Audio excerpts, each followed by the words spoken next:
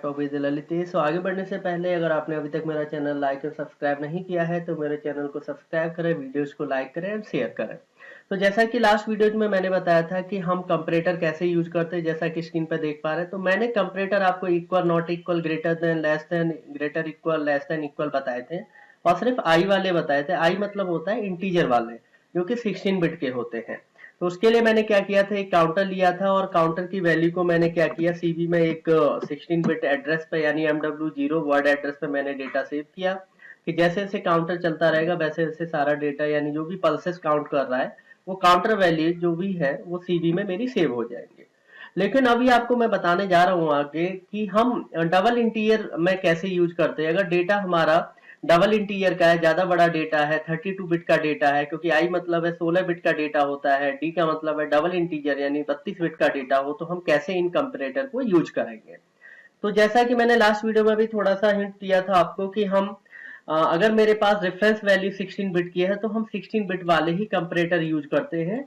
हम आगे कोई भी चाहे वो कम बिट वाले कंपैरेटर हो यानी 8 बिट के हो या मेरे मैं कह सकता हूँ 32 बिट के कंपेयर हो या रियल के, मैं यूज नहीं करूंगा क्योंकि मेरे पास सारा डेटा जो भी काउंटर से आ रहा है वो 16 बिट का यानी वर्ड का डेटा है, तो मैं आई वाले यूज कर सकता हूँ। लेकिन समटाइम अगर रिक्वायरमेंट आ जाती है कि डबल वर्ड में कंपैरेटर को मेरे को यूज करना हो तो कैसे करना है, क्योंकि अगर मैं आई वाले इक्वल की बात करूं, नॉट इक्वल, इन सब की बात करूं और डी में जाऊं तो इनके काम एक ही है, बस सिर्फ फर्क जो है, डिफरेंस जो है वो सिर्फ इतना है कि डेटा वैल्यू यानी रेंज ज्यादा हो जाती है। क्योंकि डबल इंटीजर 32 बिट का होता है तो स्पेन बढ़ जाता है, रेंजेज बढ़ जाती है वैल्यूज की, ठीक है ना। तो अगर मेरे को इसी काउंटर के साथ डबल इंटीजर को यूज करना हो तो मैं कैसे यूज करूंगा, आज मैं इसके बारे में आपको बताऊंगा।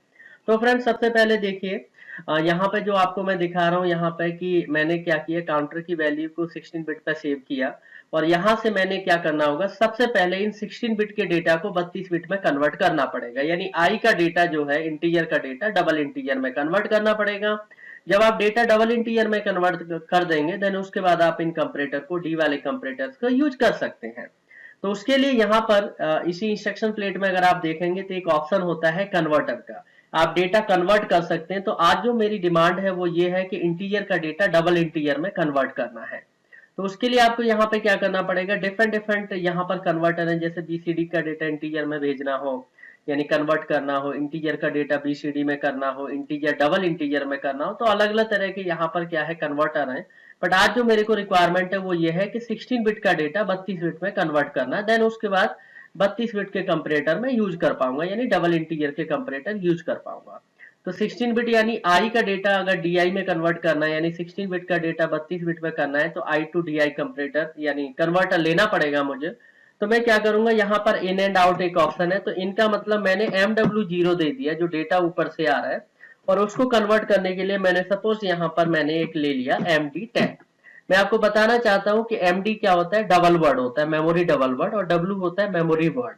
तो वर्ड 16 बिट का होता है और डबल वर्ड जो होता है वो बेसिकली हमारा 32 बिट का होता है। तो मैंने यहां से डेटा कन्वर्ट किया और एक बार यहां से ट्रांसफर यानी डाउनलोड करके आप चेक कर सकते हैं कि यहां पर मैंने, जैसे देखिए अभी काउंटर आप देख पा रहे हैं, काउंटर को रिसेट करना है तो 2 नंबर मैंने यहां से प्रेस किया, काउंटर मेरा रिसेट हो गया।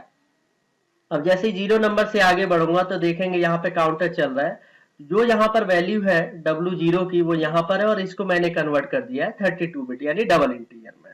इसका मतलब अब आगे रेफरेंस के लिए कंपैरेटर जो यूज करूंगा डबल इंटीजर वाले कंपैरेटर, उसमें MD10 यूज करूंगा मैं। तो मैं आपको बता देता हूं कैसे यूज करना है इसको। तो अब यहाँ पर सीधे जब डेटा कन्वर्ट हो गया है यानी आपने कन्वर्ट कर लिया 32 बिट का डेटा, तो अब आप यहाँ पर क्या करेंगे, कंपैरेटर में जाएंगे। अब इक्वल आई वाले नहीं यूज करेंगे, आप सारे डी वाले यूज कर सकते हैं क्योंकि आपने डेटा कन्वर्ट कर लिया है। तो उसके लिए आप यहाँ पर इक्वल डी ले सकते हैं, देन यहाँ से एक आउटपुट आप कनेक्ट कर दीजिए। मैं सारे कंपैरेटर आपको एक एक करके बता देता हूँ। तो मैंने इक्वल वाला ले लिया डेटा, उसके बाद यहाँ से नॉट इक्वल ले सकते हैं आप। जैसा कि आपने इंटीजर वाले कंपैरेटर देखे थे सेम वैसे ही यहाँ पर भी ये फंक्शन करेंगे, कोई ज्यादा डिफरेंसेस नहीं है। बट हाँ सिर्फ फर्क जो था वो यही फर्क है कि हमारा जो बेसिकली डेटा कन्वर्जन हमारा क्लियर होना चाहिए जिससे कि आप इन इंस्ट्रक्शंस को यूज कर सकें। तो मैंने आपको क्लियर कर दिया है कि आपको अगर डबल इंटीजर वाला डेटा यूज करना है तो उसके लिए आपको पहले इंटीजर का डेटा, इंटीजर को इंटीजर वाली वैल्यूज को आपको डबल इंटीजर में कन्वर्ट करनी पड़ेंगी। तो क्योंकि मैंने काउंटर लिया था इंटीजर का 16 बिट का, तो उसको मैंने यहाँ से आई टू डी कन्वर्टर ब्लॉक में जाके मैंने क्या किया, डेटा को यहाँ से आई टू डी एक ब्लॉक लिया, उसको कन्वर्ट कर दिया। एड्रेस का विशेष ध्यान रखना है फ्रेंड कि मैंने यहाँ MW0 लिया, तो यहाँ से मैंने दूसरा एड्रेस लिया है, MD10 लिया है, जो कि डबल वर्ड का है। अब IN1 में जिस जगह मैं यहाँ पे जाऊंगा मैं MD10 रखूंगा, और उसके बाद यहाँ पे IN2 आप फिक्स करेंगे अपनी वैल्यू को, जिस वैल्यू पे आपको इक्वल कराना है। तो जैसे मैंने 2 किया, तो ये क्या हो गया, 2 मतलब हो गया। सेम वैसी फंक्शन करेगा, यानी दो वैल्यू के बराबर जब वैल्यू होगी तो मेरा यहाँ पे एक आउटपुट ऑन हो जाए, ये मैंने कर दिया। देन नॉट इक्वल में MD मैंने यहाँ से सेम वेरिएबल एड्रेस लिया, इसको मैंने सपोज 3 कर दिया। तो नॉट इक्वल का मतलब आपको क्लियर है कि जो वैल्यू फिक्स किया उस पे आउटपुट नहीं आएगा, बाकी पे आउटपुट आएगा। और यहाँ पर मैंने क्या किया है, MW10 ये ग्रेटर देन है, और सपोज मैंने यहाँ पे लिखा कि 4 से ज्यादा जब होगा तभी आउटपुट मेरा ऑन होना चाहिए, ग्रेटर देन कर दिया। यहाँ पर मैंने किया MD10 ये लेस देन है, मैं चाहता हूँ 4 तक आउटपुट आए, तो मैं 4 तक आउटपुट आए तो मैं 5 करूंगा, क्योंकि ये लेस देन है। तो लेस देन का मतलब होता है कि जो वैल्यू मैं यहाँ रखूंगा उससे कम तक आउटपुट आएगा।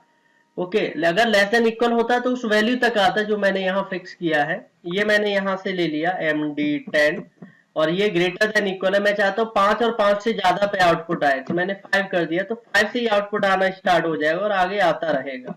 Q0.4 कर दिया, और ये लेस देन है, मैं चाहता हूँ मेरा जो आउटपुट है 6 तक आए, तो मैंने 6 कर दिया और Q0.5 ले लिया। तो ये क्या है, लेस देन इक्वल है, यानी जो वैल्यू देंगे उस तक आउटपुट आएगा, यानी कम पे भी आएगा और वहां तक आएगा। और आप चाहते हैं कि काउंटर ऑटोमेटिक रिसेट हो जाए, तो उसके लिए एक और आप यहाँ से कंपैरेटर ले लीजिए, जैसे कि इक्वल डबल इंटीजर ले लिया, और यहाँ से एक और आउटपुट आप ले लीजिए, सपोज Q0.6 MD10 मैंने यहाँ से दे दिया, यानी सेम वेरिएबल एड्रेस। तो मैं चाहता हूँ 10 पर रिसेट हो जाए, तो जब 10 के इक्वल होगा तो Q0.6 मेरा आउटपुट ऑन होगा। और यहाँ पर अगर जाएंगे तो यहाँ पर आप पैरेलल लगा सकते हैं, क्योंकि अभी तो मैनुअल रिसेट है, आप चाहते हैं ऑटोमेटिक रिसेट।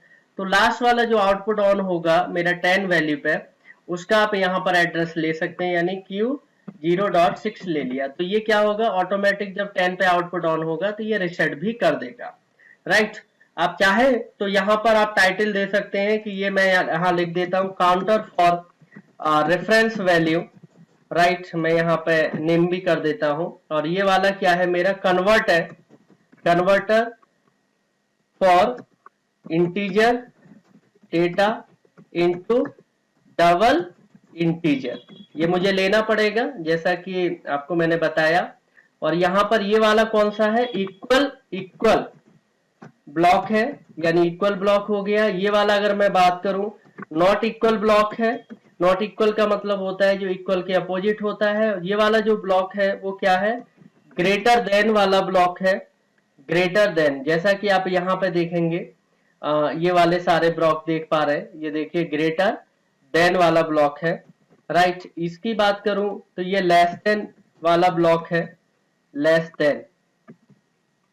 देन आगे चलते हैं तो ये क्या है, ये भी ग्रेटर देन है, यानी ग्रेटर देन इक्वल है। इक्वल मतलब है ग्रेटर देन और इक्वल पर भी हाई रहेगा। और ये वाला जो ब्लॉक है मेरा क्या है, लेस देन इक्वल, यानी लेस पे तो रहेगा, इक्वल पर भी आउटपुट रहेगा। And this is again equal block. इस तरीके से मैंने नेमिंग भी कर दी सो दैट आपको समझने में परेशानी ना आए। इसको एक बार यहाँ से डाउनलोड कर दीजिए, रन करा दीजिए। तो काउंटर में कुछ वैल्यू पड़ी हुई है, तो मैनुअली मैं यहाँ से क्या कर देता हूँ, 2 नंबर प्रेस करके रिसेट कर दिया। तो पहले एक बार प्रोग्राम देख लेते हैं, ये डेटा कन्वर्ट हो रहा है, ये सिर्फ equal pay he output on होगा। यहाँ देखेंगे तो नॉट इक्वल वाला आउटपुट ऑन है, क्योंकि नॉट इक्वल क्या होता है, जो वैल्यू आपने यहाँ 3 फिक्स की हुई है उससे कम या ज्यादा पे आउटपुट आएगा, उस वैल्यू पे नहीं आएगा। इक्वल क्या है, जो वैल्यू फिक्स किया उस पे आएगा। ये क्या मेरा ग्रेटर देन है, जो वैल्यू फिक्स किया उससे ज्यादा, यानी 4 से जब ज्यादा जाएगा काउंटर तब मेरा Q0.2 मेरा आउटपुट ऑन होगा। देन ये क्या है, मेरा लेस देन है। तो लेस देन का मतलब क्या है कि जो वैल्यू मैंने यहाँ दी हुई है 5 उससे कम, यानी 1 से लेके 4 तक आउटपुट आएगा, और इनिशियली हाई भी है, यानी 0 पर भी आउटपुट आ रहा है। जैसे 5 होगा तो नहीं आएगा।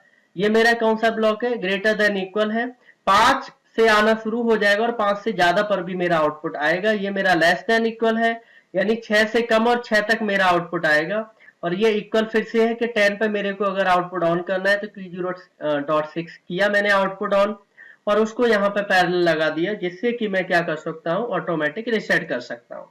अब एक एक करके मैं यहाँ से वर्किंग आपको दिखाऊंगा। तो सबसे पहले हम इक्वल ब्लॉक की तरफ रुक करते हैं। तो देखिए यहाँ पर देखेंगे सारे इंडिकेटर आ रहे हैं, यानी टिक मार्क आ रहे हैं आउटपुट के, जैसे से ऑन ऑफ होंगे। तो पहले हम फोकस करेंगे इक्वल ब्लॉक की तरफ। तो इक्वल ब्लॉक पे देखेंगे तो MD10 पे कोई वैल्यू नहीं है, यानी 0 है, 2 फिक्स किया है।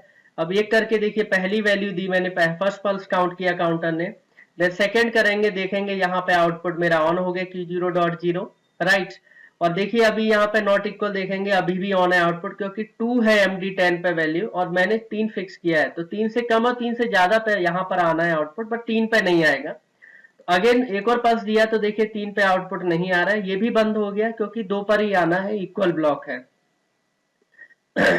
आगे जैसे एक और पल्स देंगे तो यहाँ पे आपको बता दूं नॉट इक्वल ऑन हो गया, ये कभी ऑन नहीं होगा इक्वल वाला, नॉट इक्वल ऑन हो गया। अब आगे बढ़ते हैं, ये ग्रेटर देन वाला ब्लॉक है, क्योंकि मैंने यहाँ पे 4 वैल्यू फिक्स की है, तो 4 से ज्यादा पे आउटपुट आएगा। ओके, और यहाँ पे क्या है, ये लेस देन है, तो 5 मैंने फिक्स किया, तो 4 तक तो आउटपुट आ रहा है, 5वें पे ये नहीं आएगा, और ये 5 पे यहाँ पे देखेंगे आना चालू हो जाएगा। ये देखते हैं, आगे एक पल्स दिया तो देखिए 4 से ज्यादा 5 हुआ तो ये आ गया, क्योंकि ग्रेटर देन है।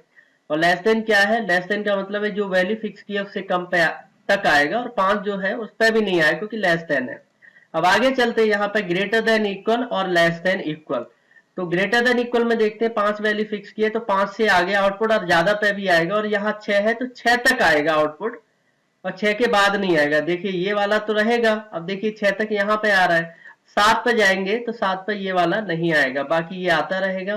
और ऑटोमेटिक जब आप 10 पे जाएंगे, ये देखेंगे सबसे लास्ट वाला ब्लॉक इक्वल का, 10 पे जाएंगे तो काउंटर मेरा क्या हो जाएगा, रिसेट हो जाएगा। आप देखिए काउंटर में जाके, तो काउंटर में जाके जब देखेंगे तो काउंटर की वैल्यू 0 हो गई। ठीक है, तो सबसे पहले मैंने क्या किया, अगर डबल इंटीजर के कंपैरेटर आपको यूज करने हैं तो 16 बिट का डेटा पहले मैंने कन्वर्ट किया, उसके बाद मैंने डबल इंटीजर वाले कंपेयर यूज किए। देखेंगे फिर से चला के, देखिए काउंटर काउंट कर रहा है, 2 पे मेरा इक्वल हाई हो गया, 3 पे मेरा यहाँ पे नॉट इक्वल बंद हो गया, 4 से ये भी शुरू हो गया। देन यहाँ पे ग्रेटर देन पे अगर आप जाते हैं, यहाँ से ध्यान से देखिए, तो 4 से ज्यादा होगा तब आउटपुट ऑन होगा। और देखिए लेस देन वाला क्योंकि 5 फिक्स किया है, तो लेस देन यानी 4 तक आउटपुट ऑन रहा था। उसके बाद आप आगे देखेंगे तो ग्रेटर देन इक्वल क्या है, 5 फिक्स किया है, तो 5 से आउटपुट ऑन हो गया और आगे भी रहेगा। और यहाँ देखिए लेस देन 6 तक मैंने फिक्स किया है, क्योंकि लेस देन इक्वल है तो 6 तक आउटपुट रहा, और 6 से आगे ऑफ रहेगा। और जैसे ही आप यहाँ पे 10 पे जाएंगे तो 10 पे क्या होगा, जो भी इक्वल बिट है वो रिसेट कर देगी काउंटर को ऑटोमेटिक, और काउंटर मेरा रिसेट होता रहेगा। तो आप यहाँ पे देखेंगे, क्योंकि रेफरेंस के लिए मैंने काउंटर लिया है, आप रेफरेंस के लिए टाइमर भी ले सकते हैं, या आप डायरेक्ट फिक्स वैल्यू भी कर सकते हैं। तो इस तरीके से मैंने लास्ट वीडियोज में बताया था आपको, प्रीवियस वीडियोज में, कि इक्वल जितने भी कंपैरेटर है इंटीजर वाले कैसे यूज करना है, अभी मैंने आपको बताया कि डबल इंटीजर वाले कैसे यूज करना है, आपको क्लियर हो गया। अब फ्रेंड्स मैं आपको आगे और बताना चाहता हूं कि अगर आपको रियल वाले कंपैरेटर यूज करने हैं तो कैसे यूज करेंगे। तो उसके लिए आपके लिए मैं एक और वीडियो बनाऊंगा जो आगे मैं अपलोड करूंगा, कि अगर आपको पॉइंट वैल्यूज में अगर आपके पास है, यानी एग्जैक्ट पॉइंट में भी आपको वैल्यूज कंपेयर करनी है तो आप कैसे करेंगे। तो उसके लिए आप लगातार मेरे साथ बने रहिए। और यहाँ पे देखिए अभी आपको ये सारी चीजें क्लियर हो गई होंगी, तो लगातार मेरे चैनल को फॉलो करिए, सब्सक्राइब करिए, वीडियोज को लाइक करिए। सो आगे वेट करेंगे, जिससे कि मैं आगे एक पॉइंट्स यानी रियल वैल्यूज को कंपेयर करना है तो कैसे हम यूज करेंगे। तो